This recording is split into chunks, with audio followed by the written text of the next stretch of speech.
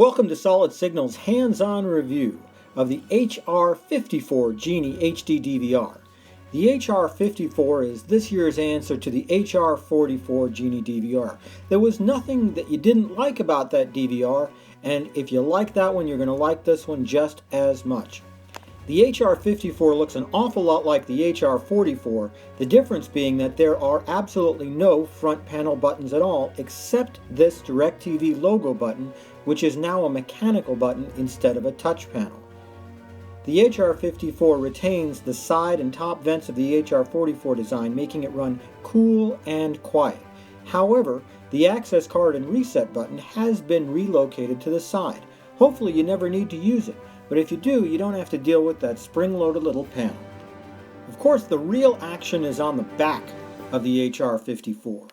Instead of composite and component connections, you get that same connector that's been used before for the H25, C31, and C41 clients. This is DirecTV's top-of-the-line DVR, and that means you get coax audio and optical audio, which is awfully nice. You also, of course, get an HDMI connector, wired Ethernet, USB connector for the AM21 antenna module, eSATA connector which allows you to add an external hard drive, and of course a power connector. The HR54 uses the same power connector as the HR44, meaning that it should be an easy swap if you're going from one to the other. The rest of the panel is relatively empty, surprisingly. Built-in Wi-Fi is also standard on the HR54. There was just one little thing about the back I wanted to look at again. You notice how that says SWIM 7?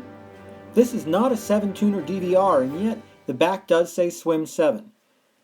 Our evaluation unit only recorded with 5 tuners, and we think that's correct. However, the belief is that those additional tuners are going to allow you to record over-the-air 4K broadcasts. If you're installing one of these, you'd be wise to give it 7 tuners and make sure you don't overload the SWIM. The front of this DVR doesn't give any indication that it's Ultra HD or 4K compatible, and our testing revealed that the HDMI output was only HDMI 1.4, not HDMI 2.0, so it's hard to know if this is truly a 4K DVR. I guess we'll know when there's some 4K broadcasting to be done.